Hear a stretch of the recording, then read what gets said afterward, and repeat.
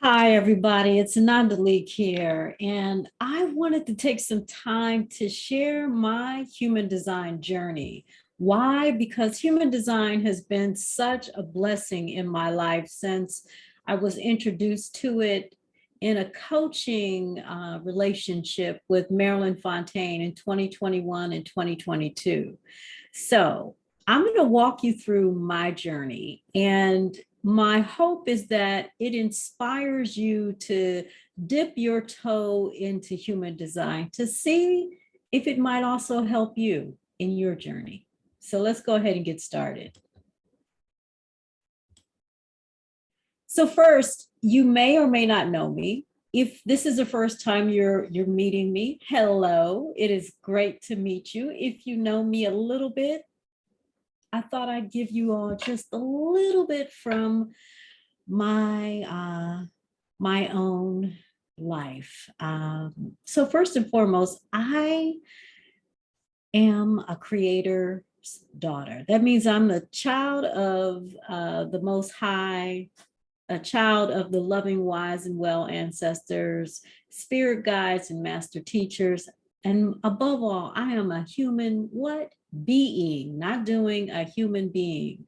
I was born in Flint, Michigan, raised in Landover and Mitchellville, Maryland, and I have been living in DC for more than 30 plus years.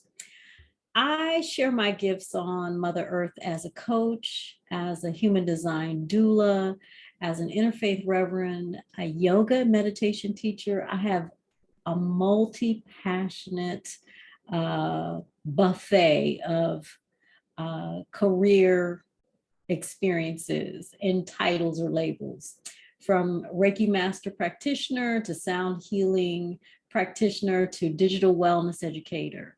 I love lipstick, as you can tell, and bright colors. I love tennis, bar3, nature, bike riding, traveling the world, vegan food, Indian and Thai food in particular. And I have worked in the world as a digital communications professional. I am a former lawyer and an investment banker. Well, in terms of human design, I have the human design type of a manifesting generator. That's right, a manifesting generator. My sacral authority is on and popping. I have a 5-1 profile. I am a Sagittarius, a rising and sun sign are in Sagittarius, and a Gemini moon. So how did the human design come into my life? Well, like a lot of us, the pandemic was a motherfucker. Yes, it was. It was a motherfucker. Why? Because it amplified all my shit, all my fears, my stress, my trauma, and my grief. You may be like me. Some of the fears that I had was the fear of getting sick with COVID and dying alone. I also had the fear of my loved ones dying, in particular, my parents who were in their 80s, my brothers, my sister-in-laws, that's what I call my sister-in-laws, cousins, family, friends, everybody dying. Another fear that I've had and I continue to face and deal with and befriend is not being relevant as a 50-something-year-old woman. I'm actually 57 going on 58, and that is something that I am learning every day to face and befriend. Another fear is not being enough in my business of Ananda Leeke Consulting, a wellness company. Not having enough financially has been a fear for a number of decades. I'm still facing it and befriending it. And then racial and gender injustice, stress, and trauma.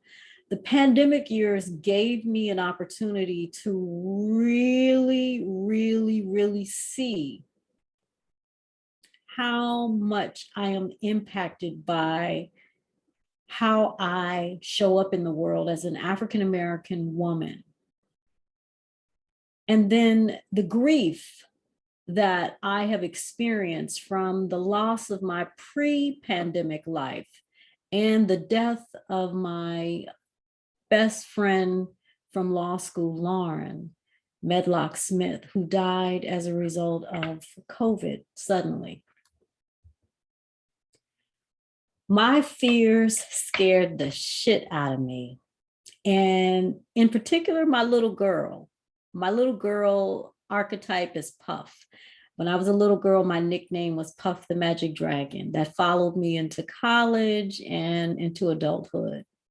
And so what happened was that my little girl archetype, Puff, was scared so much that it turned up the volume of my inner critic, who is Broomhilda. In the last couple of years, she's become Broomy because we have a better relationship. But Broomy's voice got so loud in my head. She really turned up the volume on my fears and wreaked havoc on my mind and increased my stress level. And if you look at the photos, you can see this is a photo of me above in the black and white photo as a little girl. I think I was about 2 years old at the time, 1966, y'all. And then the photo below is of what Broomy looked like in 2008. I wrote a book entitled That Which Awakens Me, a creative woman's poetic memoir of self-discovery. And during the writing of the book, I worked with my photographer, Lee Mosley, on an amazing photo shoot of my 8 archetypes. And this is what I came up with in terms of how Broomhilda, the inner critic, looked like. Crazy and fun times, y'all. So my other 2 archetypes jump in anytime I'm stressed and I'm afraid. And my chief operating officer is Madeline. Madeline is the lawyer. She loves to create order and calm, to solve problems and control situations. And then my warrior woman, Sapphire, she loves to protect me, especially my little girl archetype, Puff. And so what they did is that they tried to address my fears. They tried to make them go away. But what happened is they ended up making a bigger mess and creating more stress. What I did was I used my buffet of healing tools. And some of those tools were rooted in self-care. And I'm the self-care queen. I mean, that's a part of my wellness business. So with all of that stress and the mental health issues I was facing, I turned to prayer, meditation, yoga, Reiki, sound healing, chanting, tapping, journaling, poetry writing. I mean, I have a laundry list: crystal therapy, oracle and tarot cards, you name it, I have it. Astrology, burning incense and candles, taking showers to calm my body, going to online church. Shout out to Agape Spiritual Center led by Michael Bernard Beckwith, and the devotional music sessions that Ricky Byers leads. I became a vegan again, so healthy vegan eating and cooking. I listened to music. I got a record player and started using some of the LPs that my brother Matt gave me.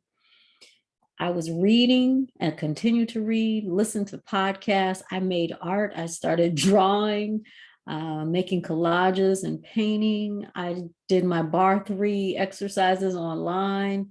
I danced, especially to WHUR 96.3 FM. Shout out to my WHUR people who always in the afternoons had great house music. So I would dance in my kitchen, in my living room, going walking, often walking by myself, and then with my friend Zena and her dog Apache, and other friends like Yael and Ro. And then bike riding. I ended up getting a bike, and that really was something wonderful. So I would ride my bike with my friend Henry and Gina and Zena rather. And then watching movies. Oh my gosh. And anything that was on Netflix and Amazon Prime. And then zooming in with loved ones and friends and my Howard Law classmates. Got to give a shout out to my classmates. Community was another self-care coping strategy. I joined the Insight LA BIPOC meditation group that was led by my soul brother, Thomas Davis. It was on Friday nights, and that really helped me make it through the week. I ended up becoming one of the guiding teachers of that BIPOC meditation group in 2021, as well as in 2020 and 2021. Yeah, I had to think about that. I joined some women's moon and healing circles. My sorority, Sigma Gamma Rho Sorority Incorporated, the Canadian sorors put together a monthly group. Shout out to my soror king for putting that group together. That was very fulfilling and continues to be. And then I led at the height of the pandemic, in the beginning of the pandemic, I led the Thriving Mindfully Academy's weekly meditation classes. We moved our in-person classes online. So that community was very, very supportive for me. While I was doing all of that, I realized I needed more. And because it wasn't working. It wasn't working in the way that would give me peace. And so I got help through therapy. And I sought out an African-American woman psychologist, and she is Dr. T to me. And so I started meeting with her in 2020 and 2021 and in 2022, and continue to meet with her on an as needed basis. My first 2 years, I met with her regularly, like every other week. And we had virtual sessions. And Dr. T uses a holistic spirit, heart, mind, and body approach in her practice. She also encourages alternative healing modalities and introduced me to managing my stress with the support of Enneagrams. In 2021, I realized that I needed coaching support with my business, and it ended up being my life as well. So I worked with 2 African-American women life and business coaches, Marilyn Fontaine and Tony Dutton Butler. And Marilyn introduced me to human design. And so what is human design?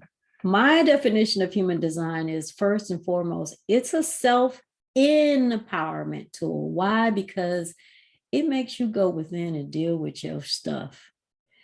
And it shows you where and how to access your body's awareness and wisdom. It really, really hones in on the fact that your body is a temple that has awareness and wisdom waiting for you. You just have to tune in. And so for me, human design became a spicy gumbo made from a recipe that only I could enjoy. And the recipe in human design gives you ingredients that you need to navigate your life. And it helps you identify and express your divine talent, skills, and potential. Really, it helps you be the real you. Now, the ingredients from that human design recipe include a couple of things: your body graph, your energy or aura type, you may see aura type, your strategy, authority, and profile. Now, I could go on and on and on about that, but what I want to do is encourage you to listen to season 5, episode 17 of the Thriving Mindfully podcast, where I talk to you about how to nurture yourself with your human design. And I give you some basics on those ingredients. And so let me just show you my body graph. You're looking at the body graph on the shapes. You'll see the yellow, the green, the brown, the yellow, and the red. That's a lot. You can get a free one. And before I end my journey conversation, I'll share with you the website where you can get it from my body graph. So what did human design do for me? First of all, it empowered me. That's right. I empowered from the inside out. It helped me better understand and accept and value and express the real me in my life, relationships, and career. It grounded me. It also taught me how to be soft as fuck with myself by practicing, really practicing, not the surface, but the deep. And I'm still learning to do all of this. It taught me the importance of being soft as fuck with myself with a couple of things: loving kindness, compassion, non-judgment, patience, forgiveness, grace, and gratitude. Grace and gratitude. I can't say enough about them. It gave me more awareness of and the confidence to tap into my body's wisdom. In doing all of that, I was able to start to face the social conditioning, the shit that I was told I couldn't do as a woman or as a girl or as a African American. And it got me on track to begin deconditioning myself. And that, y'all, is a lifelong journey. Human design empowered me by affirming my multi-passionate approach to living. That means all of my identities, all those labels that I shared in the beginning to describe myself, it affirmed all of that. Because as a person with a manifesting generator energy type, we dabble, we try things out, and we're here to live our best lives. And that means dabbling in a lot of different things at the same time. In addition to that, human design helped me dig deeper in honoring and expressing my creative healing gifts out loud. Sometimes I second guess myself, but with human design, it has helped me really let go of some of that. Again, this is a lifelong process and a journey. It's helping me take better care of myself, especially my nervous system, especially when I get angry, frustrated, and want to quit. That's my not self shit. It's helping me reduce the pressure I put on myself to achieve, especially when I look at my undefined centers. Those are those white areas on the body chart. And I have an undefined root chakra, which is a root center that is connected to the pressure that I often have put on myself to achieve. And then human design has empowered me to make better decisions with my strategy. Yeah, so what I know for sure now is that this human design that I have is a lifelong journey. It's a practice, it's an experiment, it's learning, and it's sharing. Now, in 2021 and 2022, I took a deep dive into human design, and I wanted to share some of the things that I've done because I fell head over heels in love with human design in the last 2 years. And so, I mentioned that my coach, Marilyn Fontaine, introduced me to human design. In her life and business coaching, she uses a human design focus. So I spent a year with her, and any follow-up work that I do with her in challenges or other sessions, she incorporates my human design into that experience. I have continued to experiment with my human design. And when I say experiment, it means that I've been living it. Because you can read all of the books, listen to all the podcasts, watch the videos, read the blogs, the social media posts, get trainings, participate in conferences, and on and on and on. But until you practice and experiment with it on a regular basis, you really won't have an understanding of how human design impacts you from the inside out. One of my biggest decisions in human design, the early days of it, was deciding to get a human design reading from a human design reader named Fiona Wong of Wild Pixel. That was like one of my best decisions in 2021, because working with Fiona blew the mother, it just opened everything up, to be with her, and to get a reading, and to have her as my guide, to point out areas that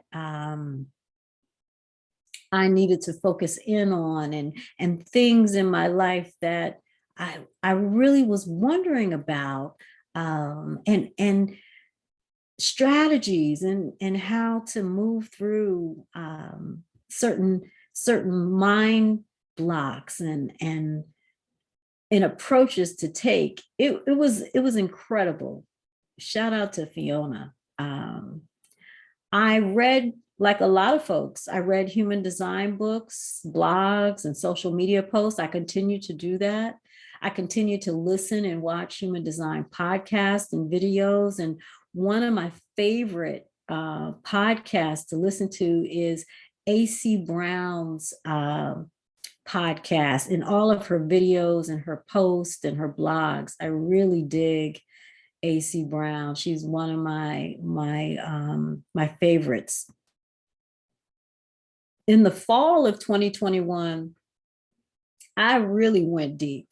I decided I wanted to go deeper into human design, and to do it in a way where I was going to have fun. I took, for the first time in my life, I'm a lifelong student. I love school.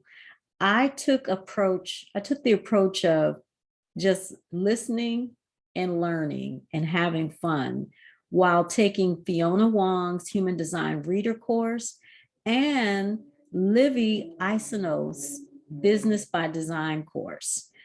Livy is also another great resource. I love reading her social media posts and visiting her website. She's got some great resources.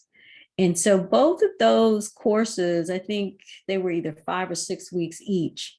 And what that did was it helped me really flush out what I wanted to do with human design beyond my own experimentation. And I sat with it for a while, and I came to a place of stillness where I could hear myself and really use my strategy as a manifesting generator energy type, and apply my sacral authority to come up with the idea. I would say I listened, because it was from my intuition. I listened to the idea of me serving as a human design doula. And I'll talk a little bit about that later. So I've also participated in BIPOC Human Design Facebook group discussions. One of my greatest joys this fall of 2022, was attending the International Human Design Conference organized by Karen Curry Parker. What a fabulous, fabulous experience. I was able to meet a number of folks, and I decided after that I would participate in a monthly Human Design Zoom peer meetup with two other BIPOC women. I've been teaching human design in the work that I do with the Thriving Mindfully Academy members. I've been doing it in other classes and webinars. I have discussed human design on the Thriving Mindfully podcast. And last year, I began offering human design readings and coaching to a select group of clients. So, are you ready for more human design? If you are, I would encourage you to get a free human design body graph. That's right, you can get a free human design body graph. Go to mybodygraph.com/free-body graph. That's mybodygraph.com/free, and then a hyphen, and then the word body graph. You can also subscribe and listen to the Thriving Mindfully podcast at Ananda Leeke /podcast, or you can go to anchor.fm/Ananda Leeke. You can also find Thriving Mindfully podcast on Spotify. Look for season 5, episode 17, Being the Real You with Human Design. There will be other human design episodes coming up, so watch out for those. That's why I encourage you to subscribe. Now, if you're ready to work together with me as your human design doula, I have an invitation for you. I am leading the Soft as Fuck December Circle, which is focused on understanding yourself with ancestral medicine and human design, on Saturday, December 10th from 1 to 2:30 p.m. Eastern Standard Time, or Wednesday, December 14th from 8 to 9:30 p.m. Eastern Standard Time. You can sign up at anandaleeke.com/soft. The investment is $33. Now, if you want to get one-on-one human design readings or a coaching session, go to anandaleeke.com/human design to learn how we can have a conversation to explore how we might work together. So, here's what a reading and a coaching session involves when you spice up your life with me as your human design doula. For one-on-one readings, I focus on helping you understand and nurture yourself better with your human design type, your strategy, your authority, your profile, and your centers. For one-on-one coaching, we focus on how to fully express your human design with ancestral medicine, how you can befriend your inner critic and fears, how you can identify family patterns with human design, how you can deepen relationships that you have with human design, and how you can celebrate yourself in your life and career.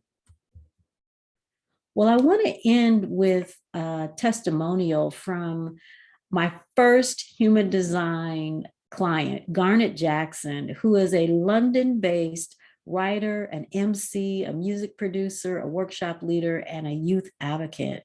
Last December, we had a fabulous evening of conversation and discussion and sharing around Garnet's human design type as a projector with a sounding board authority. This is what he wrote in his testimonial. He says, my Know the Real You with Human Design session with Ananda was more revealing than I expected, having been somewhat familiar with human design. Her ability to accurately identify my gifts, talents, and skills, and guidance on how to practically apply them was refreshing and enlightening. The holistic nature of the session also addressed the shadow side of me and expanded my awareness of the possible pitfalls I should be mindful of. The session was free flowing, and Ananda held the space for me and acted as a sounding board while I processed what I was learning in real time. Well, all I can say, everybody, is you will know if human design is a self-care tool that you can use in your life, in your relationships, and in your career. You will know. You will know if you want to explore it. You will know if you want to work one-on-one with me. You will know. So just be still. Take a deep breath in and then out. Bring one hand or both hands to your heart. Take a moment to invite the quality of gratitude into your heart. Gratitude that you were able to take some time today just to explore human design. And then giving yourself a nice, juicy hug, thanking yourself for showing up. And then joining me in taking one big breath in and then out. Thank you for tuning in. I want to invite you to listen to your heart. Listen to your heart. Listen to your heart and follow your gut. You'll know if this is for you. See you next time.